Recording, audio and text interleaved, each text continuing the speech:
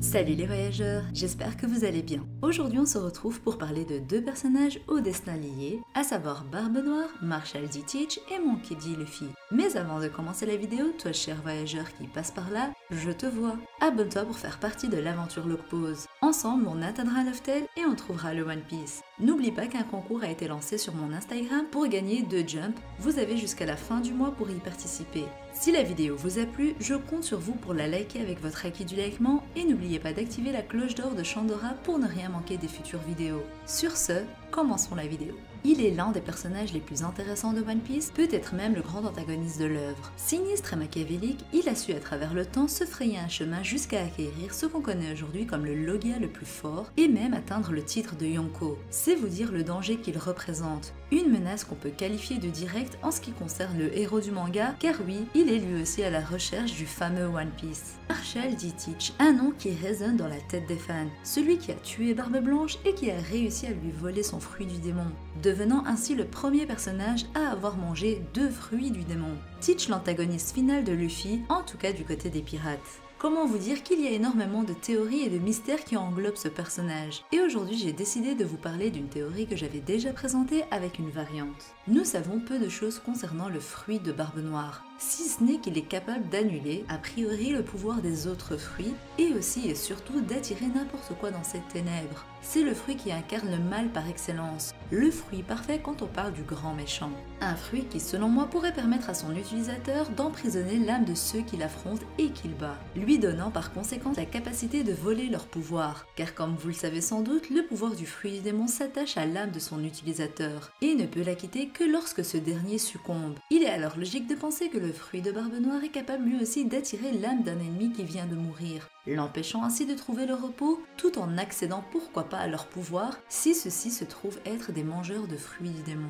Là où ça devient intéressant, c'est que ce procédé ne tue pas Barbe Noire, car vous le savez, manger 2 fruits du démon tue, ou en d'autres termes, une seule âme ne peut pas contenir plus d'un seul fruit du démon à la fois. Ce qui veut dire selon moi que l'âme de Barbe Blanche est toujours dans les ténèbres et que tant que ce sera le cas, Teach pourra user du Gura Gura no Mi, ou encore que Barbe Noire a aspiré les pouvoirs du fruit du démon qu'il a transmis à une âme qui était déjà dans ces ténèbres. En bref, et histoire de ne pas tourner autour du pot, le pouvoir de Barbe Noire lui permet de tout emprisonner. Et une fois éveillé, ce pouvoir serait même capable d'engloutir absolument tout, un humain ainsi que son âme, une maison, un village, une île entière, comme le manga nous l'a démontré.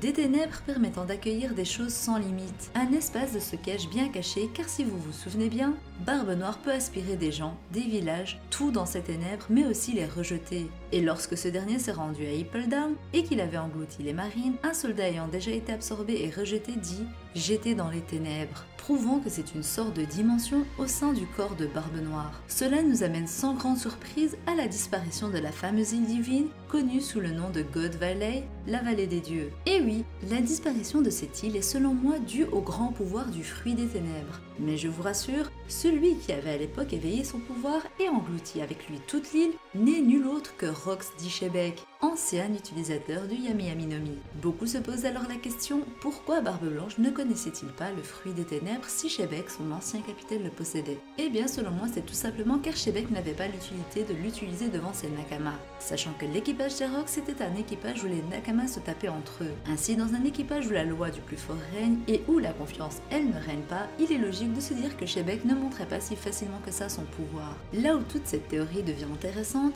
c'est que je trouve ce pouvoir bien plus fort que la normale. C'est un pouvoir ultime, et logiquement, il se doit alors d'avoir une faiblesse ultime. Car oui, les grands pouvoirs dans One Piece sont toujours à double tranchant, comme en est l'exemple de celui de Law. Contre l'offre d'une vie éternelle, oblige son utilisateur à se donner la mort par la même occasion. Mais je vous vois venir, et non, le Yami Yami no Mi ne requiert pas la mort de son utilisateur, mais en réalité, il emprisonne l'âme de son utilisateur à sa mort. Car oui, rien n'échappe aux ténèbres. Et ça, c'est ce qui est réellement le véritable grand secret de Barbe Noire. Le pouvoir qui lui permet d'avoir l'âme de tous les anciens utilisateurs du fruit. En d'autres termes, le nouvel utilisateur du Yami Yami no Mi est loin d'être seul, puisqu'il s'agit en réalité de plusieurs personnes qui habitent le même corps. Et ça, Luffy et Zoro l'avaient senti. Ils avaient clamé qu'il était faux d'utiliser un pronom singulier pour définir Teach, car Barbe Noire est en réalité plusieurs personnages, plusieurs âmes, plusieurs êtres à la fois. En connaissant Teach, ça ne m'étonnerait pas qu'il veuille reprendre le but ultime de Shebek, étant désormais son héritier par l'âme et non par le sang. il hérite également de son envie de devenir le maître du monde. Un antagoniste des plus mystérieux mais qui n'ira pas au bout de ses rêves car malheureusement pour lui, il partage le même rêve et les mêmes envies que le véritable futur seigneur des pirates, à savoir Monkey D. Luffy. Le héros de l'œuvre qui terrassera le mal incarné, une opposition parfaite avait d'ailleurs été faite entre les deux personnages lors de leur première rencontre à Mocktown, un parallèle entre le bien et le mal. Finalement, le destin de Cole D. Roger et de Rox D. Shebeck a été transmis à Monkey D. Luffy et Marshall D. Teach, toujours liés mais opposés, un peu comme le yin et le yang. Le fil rouge entre Luffy, la lumière, et Barbe Noire, les ténèbres, ne pourra être coupé qu'à la mort de l'un des deux. Bon, il va sans dire qu'on ne sera pas surpris de voir Luffy battre Barbe Noire vers la fin de l'œuvre. Premièrement, suite à leur rêve commun, sachant que Mugiwara no Luffy terrasse toujours ceux qui se mettent en travers de sa route, et deuxièmement, pour venger son frère, et cela nous permettra à nous lecteurs d'avoir cette revanche tant attendue en même temps que la conclusion de leur opposition et dualité. Mais alors comment Monkey D. Luffy pourrait-il mettre fin à l'ascension de Barbe Noire si ce dernier est considéré comme l'un des personnages les plus forts de l'œuvre grâce à ses deux fruits du démon? Eh bien tout simplement grâce à son acquis et sa force physique. Si Barbe Noire a de nombreux avantages grâce au Yami Yami no Mi, il ne faut pas oublier le plus gros inconvénient qui va avec, à savoir les dommages physiques multipliés car ceux-ci se font également absorber par les ténèbres, et donc un simple coup lui fait plus de dégâts que la normale. Ainsi, Luffy pourra le terrasser, bien que ce combat risque de nous promettre des surprises du fait que les deux aient hérité de la volonté du dit, l'issue reste connue. Une dualité physique également qui ne sera plus présente lors de leur combat, car je doute fortement que Luffy combatte dans sa forme normale et ne passe pas par le Gear 4 où son gabarit se rapproche plus de celui de Teach. Un point qui est également important est le fait que Luffy connaisse déjà les facultés de Teach, bien évidemment ne sachant pas qu'il a volé le Gura Gura no Mi, mais au moins il sait que son Yami Yami no Mi pourrait lui poser des problèmes vu qu'il a déjà eu l'occasion de l'affronter à Impel Down, lui permettant de se préparer pour ce combat et de perfectionner son acquis. Surtout que Luffy est bien positionné pour être un rival de taille de Barbe Noire, sachant que sa seule faiblesse notable, les dégâts physiques et le style de combat phare de Monkey D. Luffy. En parlant d'Impel Down, Oda nous a permis de garder cette opposition et cette dualité lorsque chacun de ses personnages se rendait à son but. Luffy grimpant les étages de la prison d'Impel Down qui fait référence à l'enfer de Dante pour atteindre la sortie et la lumière, tandis que Barbe Noire descendait dans les abysses de l'enfer tel le démon pour atteindre les ténèbres. Sans oublier l'essence même qui pousse les deux personnages à s'aventurer dans le monde de One Piece. L'un avec l'optique de s'amuser, de se laisser porter par les événements, atteindre la liberté, tandis que l'autre est calculateur qui planifie le moindre pas à l'avance, gardant pour autant le même objectif en tête, à savoir trouver le One Piece et devenir le seigneur des pirates, sachant bien entendu qu'ils n'ont pas la même définition de ce titre. Monkey D. Luffy triomphera et deviendra le seigneur des pirates comme ce fut le cas de Roger il y a 38 ans, qui a su mettre fin à l'ascension de Shebeck, un héritage que les deux rivaux partagent avec les deux grands ennemis de l'époque, un héritage que seuls les porteurs du dit peuvent assumer et supporter. Si God Valley appartenait au Tenjubito, Loftel selon moi appartenait au dit. Ainsi, les deux îles qui regorgent de secrets ont beaucoup plus en commun que ce que l'on pense et selon moi l'incident de God Valley va se produire, mais cette fois-ci en devenant l'incident de Loftel.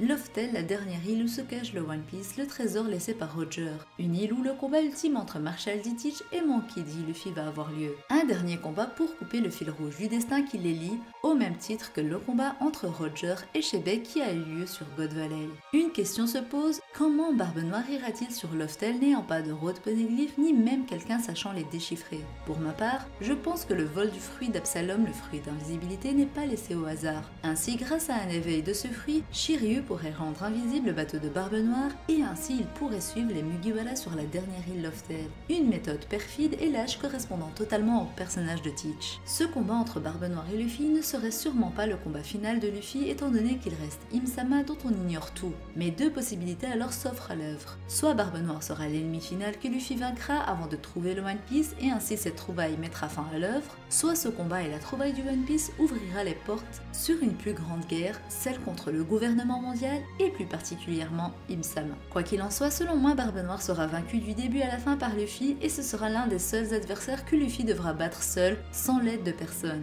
A contrario de la guerre actuelle à Wano Kuni, où Luffy a besoin d'aide pour combattre les Yonko pour le moment, son combat contre Barbe Noire sera en 1v1 et sans interruption extérieure. C'est grâce à ce combat qu'on pourra déterminer réellement la force de Luffy et son accomplissement. S'il y a bien un ennemi que Luffy doit affronter seul sans aide externe, c'est Barbe Noire. Voilà, cette vidéo touche à sa fin, j'espère qu'elle vous aura plu. J'attends vos retours dans les commentaires. Abonnez-vous si ce n'est toujours pas fait et que mon contenu vous plaît. N'oubliez pas aussi de liker la vidéo avec votre like et du likement si vous l'avez apprécié.